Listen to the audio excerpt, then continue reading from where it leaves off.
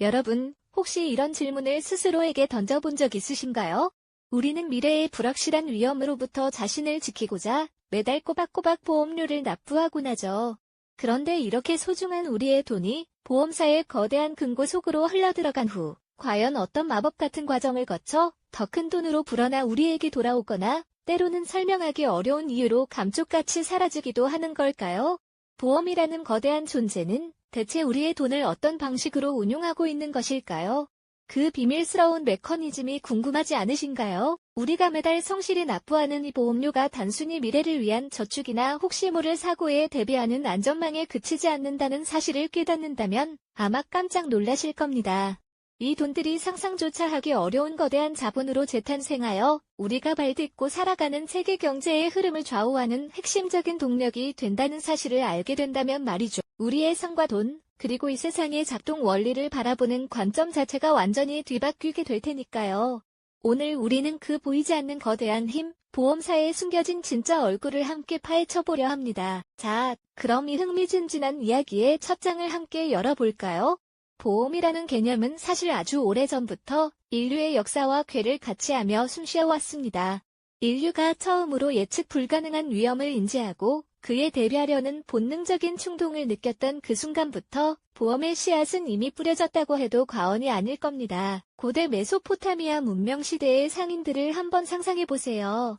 그들은 위험천만한 사막길이나 거친 바닷길을 통해 귀한 물건들을 교역하며 막대한 부를 쌓았지만 동시에 해적이나 폭풍우, 도적들 같은 예측 불가능한 위협에 늘 노출되어 있었죠. 이때 그들은 혼자 모든 위험을 감당하는 대신 동료 상인들과 자금을 모아 혹시 모를 사고에 대비하는 지혜를 발휘했습니다. 이를테면 배가 난파되거나 화물이 약탈당했을 때 모두가 함께 피해를 나누는 공동부담의 원리를 적용했던 것이죠. 이것이 바로 현대 보험의 가장 오래된 원형이라고 할 수 있답니다. 중세시대에 이르러서는 길드나 상호부조회 같은 공동체 조직들이 이러한 상부상조 정신을 이어받아 더욱 체계적으로 발전시켰습니다. 같은 직업을 가진 사람들끼리 혹은 같은 지역에 사는 이웃들끼리 서로 돕고 병이 들거나 갑작스러운 죽음을 맞이했을 때 그 가족을 돌보는 일은 곧 공동체 전체의 생존과 번영에 직결된 중요한 문제였으니까. 이처럼 개인의 미약한 힘으로는 도저히 감당하기 어려운 위험을 함께 극복하려는 인류의 끈질긴 노력과 지혜가 바로 보험이라는 거대한 시스템의 굳건한 근간을 이루고 있는 것입니다. 근대적인 보험의 모습은 17세기 후반 활기 넘치는 런던에서 그 구체적인 형태를 갖추기 시작합니다. 1666년 런던 대화제 이후 도시 재건의 필요성이 절실해지고 전 세계를 오가는 해상 무역이 폭발적으로 증가하면서 배와 귀한 화물에 대한 보험의 중요성이 그 어느 때보다 커졌죠. 특히 런던 시내의 로이즈 커피하우스는 항해에 나서는 상인들과 선주, 그리고 그들의 위험을 기꺼이 떠안아줄 언더라이터들이 모여 정보를 교환하고 복잡한 보험 계약을 체결하던 그야말로 북적이는 만남의 장소였습니다. 커피 향과 담배 연기, 그리고 웅성거리는 목소리 속에서 현대 해상보험의 기초가 단단히 다져졌고 이 경험을 바탕으로 점차 생명보험 등 다양한 형태의 보험 상품들이 등장하며 오늘날 우리가 아는 거대한 보험사의 원형이 탄생하게 된 것이죠. 결국 현대보험사의 근본적인 존재 이유는 아주 명확합니다.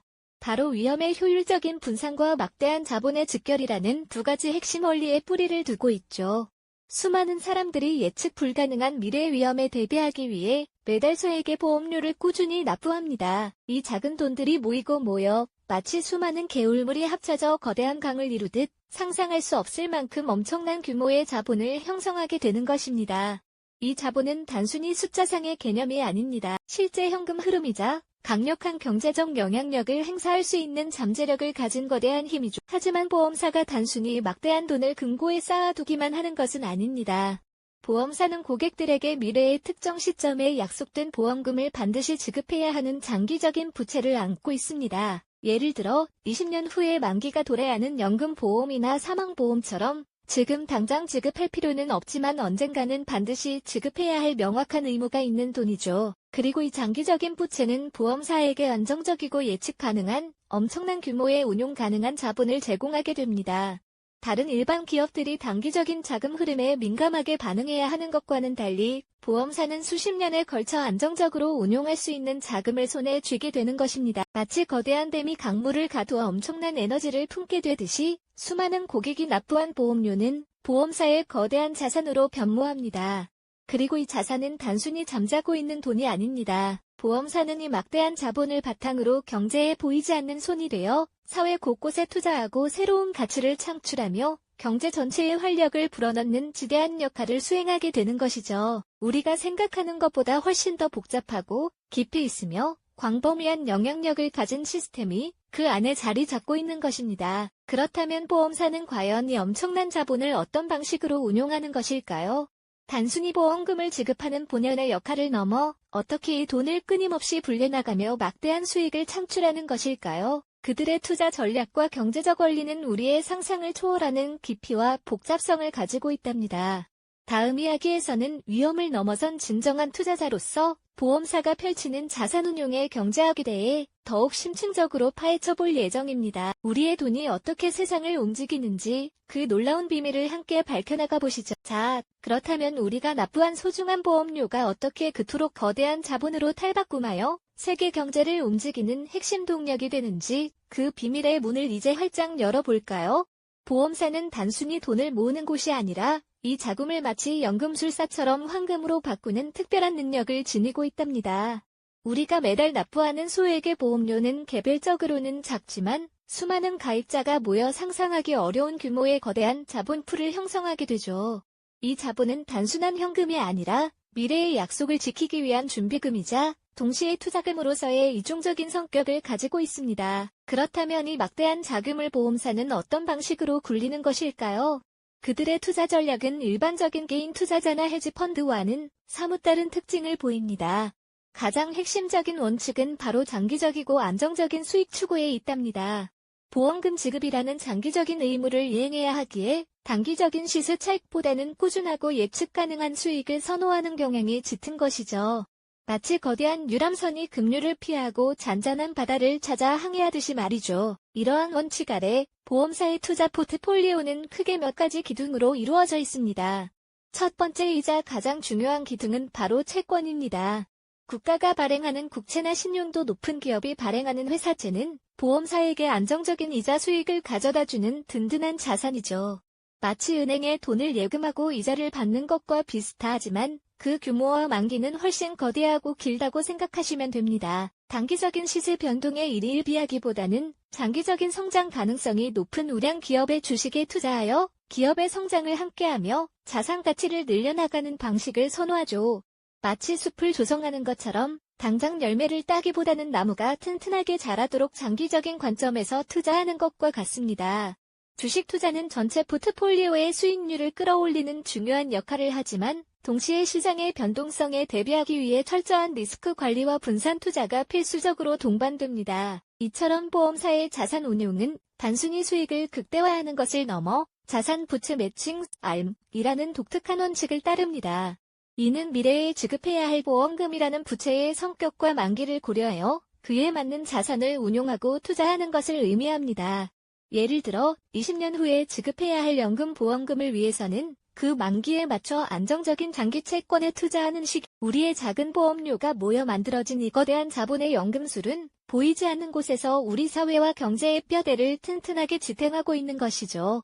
그들의 투자 결정 하나하나가 단순한 이윤 추구를 넘어선 우리 모두의 미래와 연결되어 있다는 사실을 기억해야 할 것입니다. 이처럼 우리의 작은 보험료가 모여 만들어진 거대한 자본은 단순히 수익을 창출하는 것을 넘어 우리 사회 곳곳에 깊은 영향력을 행사하고 있답니다.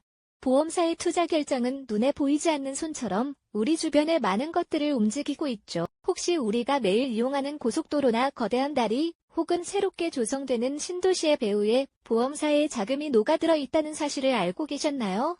상상 이상의 큰 규모로 이루어지는 인프라 투자는 국가 경제의 뼈대를 튼튼하게 세우는 중요한 역할을 하며 보험사는 이러한 대규모 사회간 적자본 프로젝트에 안정적인 장기 자금을 제공하여 우리 삶의 질을 향상시키는데 직접적으로 기여하고 있는 셈입니다. 마치 거대한 댐을 건설해 안정적인 전력을 공급하거나 새로운 물기를 터 도시를 풍요롭게 만드는 것과 같다고 할 수 있죠. 단순히 인프라에만 투자하는 것은 아닙니다. 혁신적인 기술을 개발하는 스타트업부터 오랜 역사를 가진 대기업에 이르기까지 다양한 기업의 성장을 지원하는 데에도 보험사의 자본은 필수적인 역할을 합니다. 기업들은 보험사의 투자를 통해 새로운 공장을 짓거나 연구개발에 매진하고 결과적으로 더 많은 일자리를 창출하며 경제 성장을 이끌어내죠. 이는 마치 씨앗에 물을 주고 비료를 주어 튼튼한 나무로 키워내는 과정과도 비슷합니다. 보험사의 자본은 우리 경제의 혈액처럼 흐르며 기업들이 번성하고 사회가 발전하는 데 필요한 에너지를 공급하는 중요한 동맥이 되어주는 것입니다. 하지만 이러한 막대한 영향력과 함께 보험사는 늘 예측 불가능한 위험에 직면해 있습니다. 특히 최근 몇 년간 이어져 온 저금리 기조는 보험사에게 큰 도전 과제가 되고 있죠. 고객에게 약속한 미래의 보험금을 지급하기 위해 장기적이고 안정적인 투자를 해야 하는 보험사 입장에서 시장금리가 낮아지면 투자 수익률 또한 저하될 수밖에 없으며 마치 농부가 예상치 못한 가뭄을 만나 수확량이 줄어드는 것과 같은 상황을 맞닥뜨리게 됩니다. 여기에 더해 글로벌 경제 위기나 예상치 못한 팬데믹과 같은 사회적 혼란은 보험사의 투자 자산 가치를 급락시키거나 대규모 보험금 지급 사태를 초래하며 재정 건전성을 위협하기도 합니다. 이러한 위기 상황에 대처하기 위해 보험사는 끊임없이 노력합니다. 금융당국은 보험사의 건전성을 유지하고자 자산 운용에 대한 규제를 강화하고 엄격한 스트레스 테스트를 통해 잠재적인 위험에 대비하도록 요구하고 있죠. 보험사 역시 단순히 과거의 투자 방식에만 머무르지 않고 전통적인 채권이나 주식, 부동산을 넘어 대체 투자, 올터너티브 인베스트먼트라고 불리는 사모펀드, 사회 기반 시설 투자, 벤처 캐피탈 등 새로운 성장 동력을 찾아 투자의 다변화를 꾀하며 수익률을 높이고 위험을 분산하려는 시도를 합니다. 이는 마치 거친 파도가 몰아치는 바다에서 항해하는 배가 더 튼튼한 돛과 정교한 항해 기술을 갖추려는 노력과 같다고 할 수 있습니다. 복잡한 리스크 모델을 분석하고 미래를 예측하며 수많은 변수 속에서 최적의 해답을 찾아나가는 보험사 직원들의 모습은 흡사 미래학적 같기도 합니다. 이처럼 보험사는 단순한 금융기관을 넘어 우리 사회의 가장 깊은 곳에서 경제의 흐름을 조율하고 미래를 건설하는 거대한 존재임을 알 수 있습니다. 그들의 투자 결정 하나하나가 단순히 이윤을 추구하는 행위를 넘어 우리 모두의 삶의 질과 직결되는 사회적 책임감을 동반한다는 사실을 우리는 이제 분명히 인지해야 할 것입니다. 우리가 무심코 내는 작은 보험료가 모여 있도록 거대한 자본의 흐름을 만들고 때로는 예측 불가능한 위기 속에서도 굳건히 우리 사회를 지탱하는 힘이 된다는 사실은 정말 놀라운 일이 아닐 수 없습니다. 이 영상이 도움이 되셨다면 좋아요와 구독 부탁드립니다. 여러분의 응원이 제게 큰 힘이 됩니다. 다음 영상에서도 더 유용한 정보를 공유하겠습니다.